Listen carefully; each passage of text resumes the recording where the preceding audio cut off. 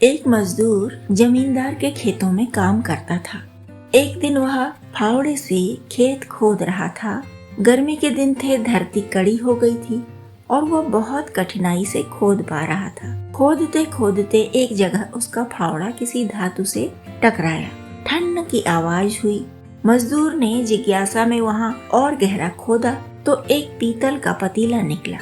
थके मांदे मजदूर ने सोचा, सिक्का निकलता, सिक्कों से भरा कलश निकलता, तब तो भाग्य बदलता।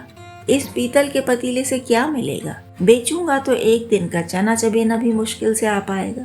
थका तो था ही। खीज में उसने अपना फावड़ा पतीले पर ही फेंका और पेड़ के नीचे बैठकर रोटी खाने लगा। रोटी खाकर वह थोड़ी देर वहीं लेट गया, फिर उठा और फावड़ा उठाने गया तो क्या देखा कि पतीले में दो दो फावड़े पड़े हैं। उसे आश्चर्य हुआ, यह दूसरा फावड़ा कहाँ से आ गया? यहाँ दूर दूर तक कोई दूसरा मनुष्य ही नहीं है। जिज्ञासा में उसने पतीले के अंदर एक कंकड़ डाला तो उसमें दो कंकड़ हो गए। फिर उसने एक पत्ता पतीले में डाला तो उसके दो पत्ते हो गए। मजदूर समझ गया कि यह जादुई पतीला है। वह अपने अंगूछे में लपेटकर पतीले को घर ले गया। घर जाकर उसने पतीले में एक रोटी डाली तो वहाँ दो रोटी हो गई। मजदूर के पास जो कुछ भी था उसने वह सब सामान दुगना कर लिया। फिर वह कुछ चीजों को बेचने के लिए चला जाता। टोकरी में औजार रखकर ले जाता और बेचता। कभी कभी सब्जियां बेचता। उसकी अच्छी आय होने लगी। उसने जमींदार का काम छोड़ दिया। वह एक आलू पतीले में डालता तो दो आलू हो जाते। वह उन दो आलूओं को बाहर निकालकर फिर से पतीले में डालता तो चार आलू हो जाते। इस तरह वह घंटे भर में इतने आलू बना लेता जितना दिन भर में बिक पाए। इसी तरह वह दूसरी सब्जियां भी बनाता और बेचता। जब वह औजार बेचता तो अधिक आय होती। वह सब धन जमा करके मजदूर ने अपने लिए पक्का घर बना लिया। तब जमींदार उसके पीछे पड़ गया कि बताओ इतना धन कहाँ से आया। मजदूर ने पतीले की बात बता दी। जमींदार ने वह पतीला मजदूर से छीन लिया। उसने कहा कि यह मेरे खेत का पतीला है, इसलिए मेरा है। फिर जमींदार पतीले में सिक्के डालने लगा। सोने के सिक्के, चांदी के सिक्के सब दुगने होते गए। जमींदार बहुत धनी हो गया।